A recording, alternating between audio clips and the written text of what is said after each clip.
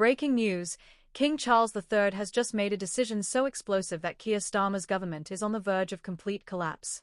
The King has imposed what insiders are calling a royal ban that could end modern British politics as we know it. And what happened in the streets of London in the last 60 minutes will be studied for decades as the moment Britain fractured beyond repair. If you want to understand what's really happening to our country right now, hit that subscribe button because the next 14 minutes will change everything you thought you knew about power in Britain. Here's what sparked the constitutional earthquake that's tearing Britain apart.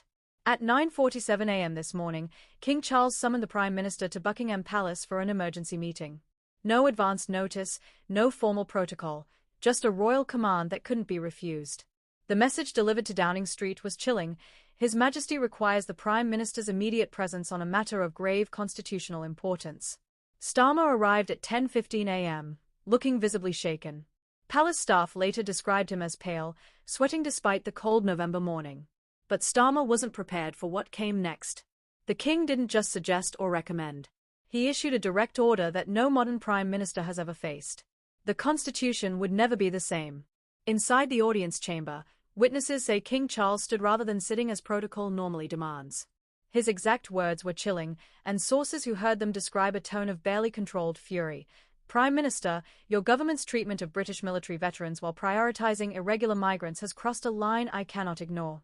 Effective immediately, I am invoking my constitutional authority under the royal prerogative to suspend all new asylum processing until Parliament addresses the veteran housing crisis. The response was swift and devastating. Starmer, according to two separate palace sources, went bright red and actually shouted at the monarch, "Your Majesty, with respect, you have no such authority. Parliament is sovereign. This is 2025, not 1625. The room temperature dropped instantly. Private secretaries exchanged horrified glances. One aide later told friends he'd never witnessed such a breach of protocol in 30 years of royal service. Within hours, the hammer fell. The King's private secretary released an official statement confirming the royal ban. The language was precise, measured, and absolutely devastating. His Majesty has exercised powers granted under constitutional precedent to ensure the welfare of those who serve the Crown takes precedence over political expediency. According to senior Conservative MP Jacob Rees-Mogg, this is the most significant assertion of royal authority since Queen Anne refused royal assent in 1708. The King has just reminded Parliament that sovereignty in Britain is shared, not absolute. But wait, because there's another layer to this confrontation that makes it even more explosive. Sources inside the palace reveal that King Charles presented Starmer with a dossier during their meeting. A thick folder containing photographs, testimonies, and case files of 47 specific veterans currently living rough on British streets. One photograph allegedly showed a former Royal Marine sleeping in a doorway less than 2 miles from Parliament itself. The King literally placed these photographs on the table in front of the Prime Minister, one witness recalled, and said, "Explain to me how this is acceptable in the nation I serve." Starmer reportedly had no answer. He shuffled through the papers, his hands visibly trembling, and then tried to deflect by talking about budget constraints and complex policy considerations. That's when King Charles delivered what insiders are calling the knockout blow. Prime Minister, when policy becomes an excuse for inhumanity, it ceases to be policy and becomes betrayal. The words hung in the air like a death sentence for Starmer's credibility. Meanwhile, British veterans who served in Iraq and Afghanistan are living in council flats with black mold, waiting lists stretching 18 months, and pension delays that leave families choosing between heating and eating. James Richardson, a 54-year-old former sergeant who lost his leg in Helmand Province, was evicted from temporary housing just 3 weeks ago. He's been sleeping in his car outside a veterans' charity office in Manchester, queuing each morning, hoping for a hot meal and maybe a shower. "I gave my leg for this country," Richardson told reporters with tears streaming down his face. "And now my country won't give me a roof over my head." Silence. His story isn't unique. Sarah Mitchell, a 48-year-old former army medic who served 3 tours in Afghanistan, lives in a moldy bedsit in Birmingham with her 2 young children. The council offered her accommodation, but the flat had exposed wiring and a bathroom ceiling that had collapsed. "I treated wounded soldiers under fire," she said in an interview that's now gone viral. "And I can't get a safe home for my own kids. What was it all for?" While British heroes freeze in cars and shelters, asylum seekers are housed in 4-star hotels across London, Birmingham, and Manchester. We're talking continental breakfast buffet, housekeeping services, private rooms with en suite bathrooms, paid for by British taxpayers to the tune of £8 million per day.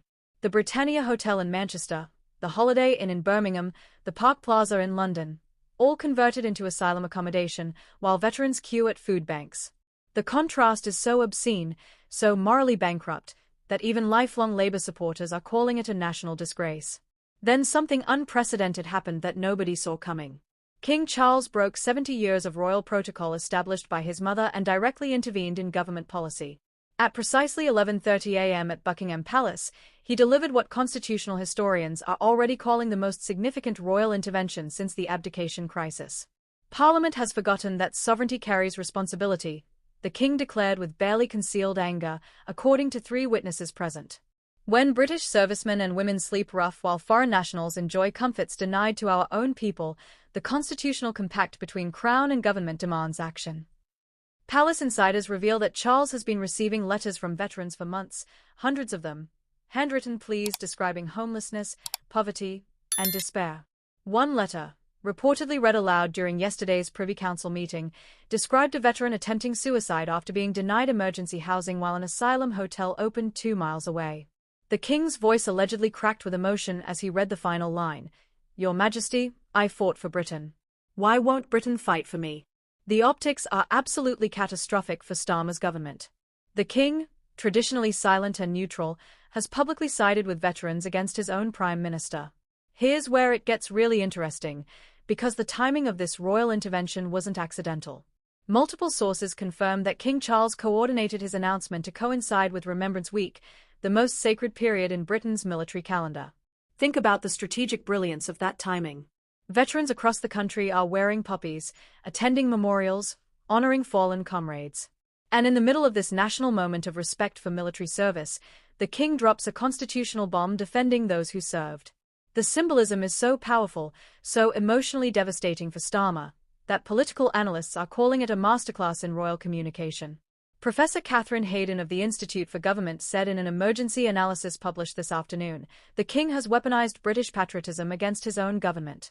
Every poppy worn this week becomes a silent protest against Starmer's policies. That's not politics. That's political annihilation. The domino effect has been immediate and devastating. Within 90 minutes of the royal ban announcement, the pound sterling dropped 2.3% against the dollar as markets panicked about constitutional stability. £4.7 billion wiped from the FTSE 100 in a single trading session. Currency traders in London described complete chaos on the floors.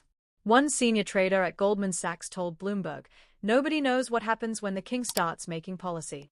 The uncertainty is killing us." Political fractures opened immediately. 17 Labour MPs have now publicly broken with Starmer, including former Home Secretary Yvett, who released a statement saying, "The Prime Minister has provoked an entirely avoidable constitutional crisis through his stubborn refusal to prioritise British veterans." But that's not even the worst part for Labour. 3 MPs from traditional working-class constituencies have resigned the Labour whip entirely and are sitting as independents. Lisa Nandy, MP for Wigan, reportedly told colleagues in a private meeting, "My constituents are texting me asking why I'm still defending this government. I don't have an answer anymore." International reactions poured in within hours.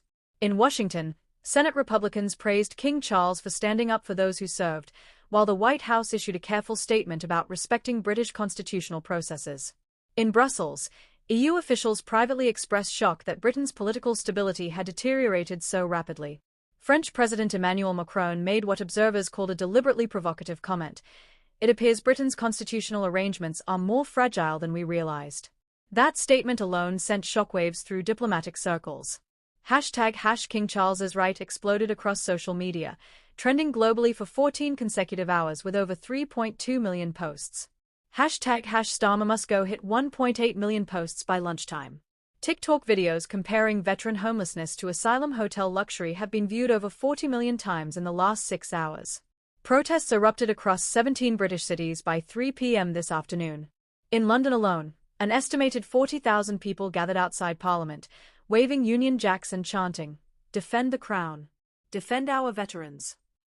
Crowd chanting in Manchester, Birmingham, Glasgow, Cardiff, and Newcastle, thousands more took to the streets. These aren't organized political rallies, they are spontaneous eruptions of public fury that caught even the organizers by surprise. Flares lit the skies over Westminster.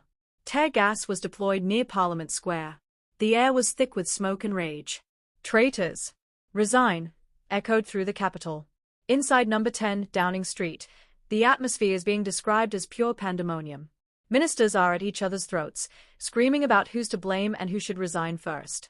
Deputy Prime Minister Angela Rayner allegedly slammed a folder on the cabinet table and walked out yelling, "I'm not going down with this ship."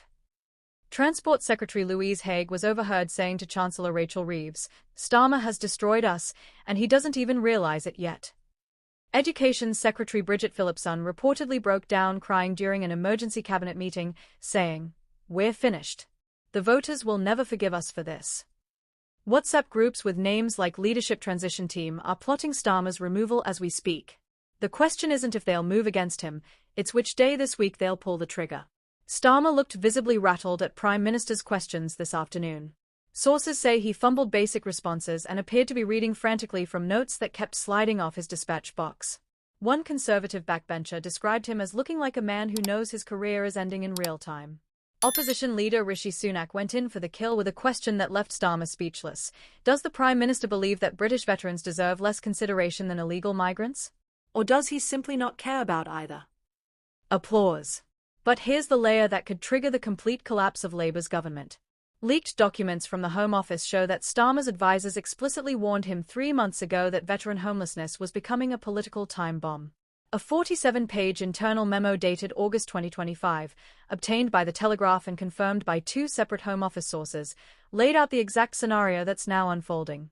The memo allegedly warned, public patience with asylum hotel expenditure while veterans remain homeless is reaching breaking point. Royal concerns about this disparity have been communicated through private channels. Failure to address this urgently risks constitutional intervention.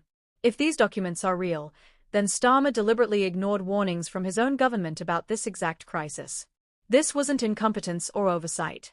It was a deliberate political choice to abandon veterans while protecting his progressive immigration agenda. According to constitutional expert Vernon Badenoch of King's College London, if the Prime Minister received explicit warnings about royal concerns and dismissed them, he may have violated the unwritten protocols that govern Crown government relations. That's not just bad politics, it's constitutional malpractice. Meanwhile, Nigel Farage is seizing the moment with surgical precision. While Starmer stumbles and Labour implodes, Farage stands wrapped in the Union Jack, looking like Britain's only adult in the room. At a Reform UK rally in Birmingham this afternoon, he declared, "King Charles has reminded us what leadership looks like.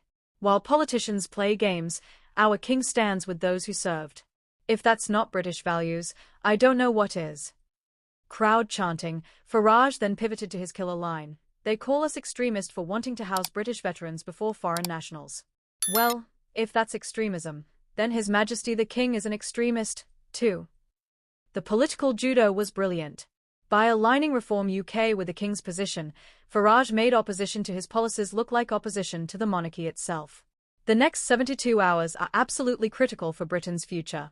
Starmer faces a confidence vote in Parliament on Thursday that he may actually lose. If enough Labour MPs rebel or simply abstain, his government falls and Britain heads to snap elections. King Charles must decide whether to use further royal prerogatives if Parliament refuses to act on veteran housing. Reform UK is preparing what sources describe as the most aggressive political campaign in modern British history, featuring side-by-side images, homeless veterans on one side, luxury asylum hotels on the other, with the caption, "Who does Labour serve?" The question is no longer whether Starmer survives politically. It's whether the entire British political establishment survives the earthquake that King Charles just triggered. Britain is watching a constitutional crisis unfold in real time that makes Brexit look like a minor disagreement. This crisis will be studied for decades as the moment when the British monarchy reasserted powers everyone thought had vanished centuries ago. At its epicenter stands Starmer, who looks increasingly isolated, desperate, and, critically, finished. History will remember this as the day British politics fractured into before and after. We are witnessing the death of one constitutional order and the birth of another. What replaces it will define Britain for the next 100 years. The line has been drawn. The people have chosen. Britain remembers who they are. If you believe truth still matters, subscribe to British Magazine and never look away. Thank you for watching.